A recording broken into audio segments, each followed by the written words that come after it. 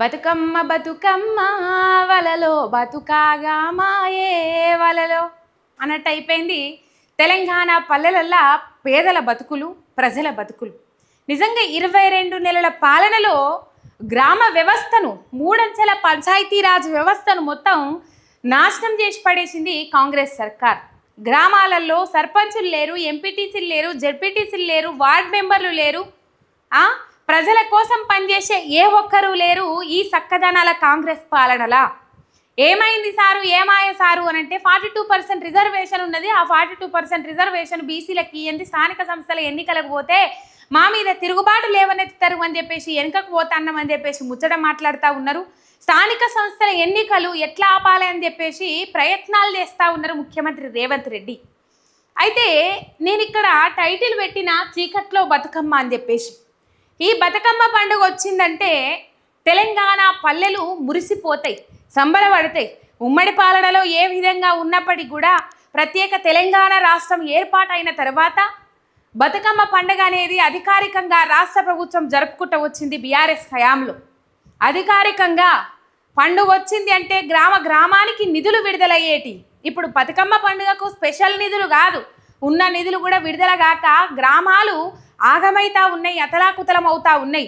ఏ అభివృద్ధికి నోసుకుంటలేవు, రోడ్లు మరమ్మతులు లేవు, వీధి దీపాలు లేవు, పరిశుభ్రత లేదు, పారిశుద్ధ్యం లేదు, పట్టణ ప్రగతి, పల్లె ప్రగతి కార్యక్రమాలు లేవు. ఏ కార్యక్రమానికి నోసుకుంటలేవు తెలంగాణ పల్లెలు, తెలంగాణ పట్టణాలు.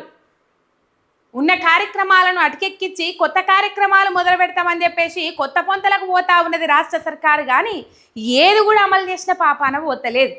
ఇప్పుడు పండుగ వచ్చిందంటే బీఆర్ఎస్ హయాంలో పొగడతలు అనుకోర్రి, ఇంకేమని అనుకోర్రి, ఉన్న వాస్తవం మాట్లాడుకోవాలి. ఇట్లా మాట్లాడితే కొందరికి జోకుడు, పేటీఎం ఛానలు, పేడ్ బ్యాచ్ అని చెప్పేసి అనిపిస్తూ ఉన్నదట. మీకేమని అనిపించని, నేను మాట్లాడేది ప్రతి ప్రజా సమస్యనే, నేను మాట్లాడేది ప్రతి అంశము ప్రజల సమస్యనే, అది గుర్తుపెట్టుకోర్రి మీరు.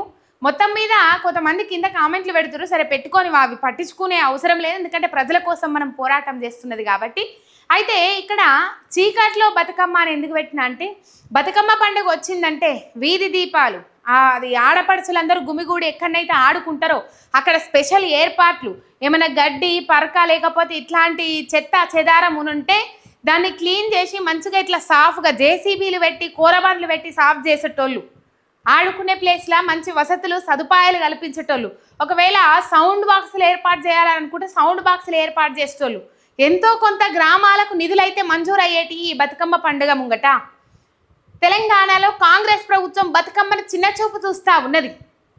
బతుకమ్మ పండుగను అసలు బతుకమ్మ పండుగకు గుర్తింపు లేకుండా చేయాలని చెప్పేసి ఆలోచన చేస్తూ ఉన్నది. అస్తిత్వం మీద దెబ్బ కొట్టాలని చూస్తూ ఉన్నది. ఎందుకు నేను ఆ మాట చెప్తున్నానంటే, తెలంగాణ తల్లి చేతిలో ఉండాల్సిన మన తెలంగాణ అస్తిత్వమైన బతుకమ్మ పండుగ, పూలను పూజించే పండుగ ప్రపంచంలో ఎక్కడా లేదు. తెలంగాణ నుంచి ప్రపంచ దేశాలకు విస్తరించింది మన ఈ బతుకమ్మ పండుగ. పూలను పూజించే బతుకమ్మ పండుగను ఇవాళ మనము తెలంగాణ రాష్ట్రంలో ఘనంగా, అంగరంగ వైభవంగా తెలంగాణ రాష్ట్ర పండుగలు 2 అధికారికంగా జరుపుకునే పండుగలు 2, ఒకటి బతుకమ్మ పండుగ, 2 బోనాల పండుగ. మొన్న బోనాల పండుగ అయిపోయింది. ఇప్పుడు ఈ బతుకమ్మ పండుగ ఏర్పాట్లు చేయాల్సిన అవసరం ఉండే. బతుకమ్మను తీసేసిండు తెలంగాణ తల్లి విగ్రహంలోకి వెళ్ళి రేవంత్ రెడ్డి. బతుకమ్మను తీసేసి మొండి చేయి పెట్టిండ్రు. ఇట్లా మెట్ట ప్రాంతాల్లో వండే పంటలు ఏవైతే ఉంటాయో అవి 2 పెట్టేసి అదే తెలంగాణ తల్లి విగ్రహం అని చెప్పేసి తెలంగాణ ప్రజలను నమ్మించే ప్రయత్నం చేస్తూ ఉన్నారు. సరే, ఇక తెలంగాణ తల్లి విగ్రహం కొత్తది ఏదైతే ఉన్నదో దాన్ని తెలంగాణ తల్లిగా ఎవరు చూస్తలేరు అని చెప్పేసి చాలా మంది మాట్లాడుతూ ఉన్నారు, మేధావులు, నిపుణులు. ఇక వాళ్ళు ప్రకటించరు కాబట్టి ఇప్పుడు మనం ఆమెనే తెలంగాణ తల్లి విగ్రహం అన్నట్లు, తెలంగాణ తల్లి ప్రతిమ అన్నట్లు, మొత్తం మీద తెలంగాణ తల్లి విగ్రహంలోకి వెళ్ళి, తెలంగాణ తల్లి విగ్రహం చేతులకి వెళ్ళి బతుకమ్మను తీసేసి ఆనాడే తెలంగాణ బతుకమ్మ పండుగను అగౌరవపరిచిండు రేవంత్ రెడ్డి. బతుకమ్మను అవమానించిండు రేవంత్ రెడ్డి. ఇయ్యల్ల పోయిన ప్రభుత్వంలో బతుకమ్మ పండుగ వచ్చిందంటే బతుకమ్మ చీరలు ఇచ్చేటోళ్ళు, పేరు బతుకమ్మ చీరలు, దానికి బీఆర్ఎస్ చీరలో, కేసీఆర్ చీరలో, లేకపోతే ఇంకో పేరు పెట్టో ఇయ్యలే. బతుకమ్మ చీరలు అని చెప్పేసి పేరు పెట్టే ఇచ్చిర్రు. బతుకమ్మ చీరలు, పండుగ వచ్చిందంటే బతుకమ్మ పండుగ వచ్చిందంటే బతుకమ్మ చీరలు అని చెప్పేసి కొంతమంది మాట్లాడిరు. మరి వచ్చిన నుంచి ఇది రెండో పండుగ, బతుకమ్మ పండుగ రెండో పండుగనా మూడో పండుగ అనుకుంటా. కాంగ్రెస్ ప్రభుత్వం వచ్చిన తర్వాత మూడో పండుగనే అనుకుంటున్నా నేను. ఈ 3 పండుగలకు ఒక తాప కూడా బతుకమ్మ చీరలు ఇచ్చిన పాపాన ఓలే. ఇంకా ఇయ్యకపోగా మీదికెళ్ళి పోయిన ప్రభుత్వంలో పాలిస్టర్ చీరలు ఇచ్చిండ్రు, అవి బెదురు కట్టుకోవడానికి పనిచేసినాయి, కట్టుకోలేరు ఎవరు అని చెప్పేసి. కట్టుకోలేరు అన్నదానికి నేను ఒక ఎగ్జాంపుల్ చెప్తాను. కట్టుకున్నారు, చాలా వరకు బతుకమ్మ చీరలు కట్టుకున్నారు. ఏమైంది, పాలిస్టర్ చీరలు లేకపోతే ఇంకోటి అన్న నేపథ్యంలో కేసీఆర్ గారు కూడా ఒక ఏమంటారు, ఒక కంక్లూజన్ ఇచ్చి పడేసిరు. దానికి ఇష్టం ఉంటే కట్టుకుంటారు, లేకపోతే లేదు. కట్టుకోవడానికి కాదు ఇచ్చేది, ఇష్టం ఉంటే కట్టుకుంటారు, లేకపోతే లేదు. కాకపోతే నేతన్నకు బుక్కడు బువ్వ పెడుతుంది అని చెప్పేసి ఈ బృహత్తరమైన పథకానికి తెరలేపినాం.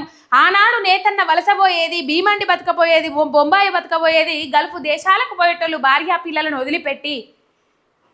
ఇలా ఆ నేతన్నకు బుక్కడు బువ్వ పెడుతుంది అని చెప్పేసి ఈ బతుకమ్మ చీరలు అనే ఒక పథకానికి శ్రీకారం చుట్టినము. ఆనాటి నుంచి ఈనాడు దాకా ఈ బతుకమ్మ చీర అని చెప్పేసి బతుకమ్మ పండుగకు ప్రతి ఏటా ఇప్పుడు ఈ బతుకమ్మ పండుగకు ఆర్డర్స్ అయిపోతాయి కదా, చీరలు ఇచ్చిన ఆర్డర్స్ పంపిణీ చేస్తారు కదా. తర్వాత ఒక 2 నెలలు అయిపోయిన తర్వాత మళ్ళీ బతుకమ్మ ఆర్డర్స్ ఆ నేతన్నలకు అందుతాయి. అంటే ఏడాది పొడవుట వాళ్ళకు చేతులు ఖాళీ ఉండకుండా, వాళ్ళకు పని లేకుండా ఉండకుండా ఎంతమంది, దాదాపు 52 మంది నేతన్నలు బలిమికి జీవి తీసుకున్నారు.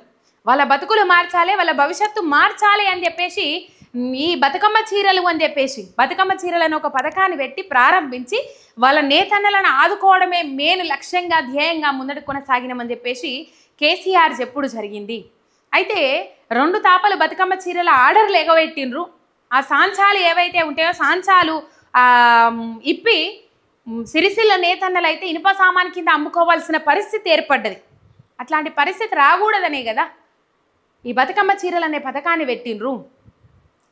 కట్టుకున్నారు అనే దానికి కూడా నేను ఎగ్జాంపుల్ చెప్తా. కట్టుకున్నోళ్ళు కట్టుకున్నారు, కట్టుకోనోళ్ళు కట్టుకోలేదు.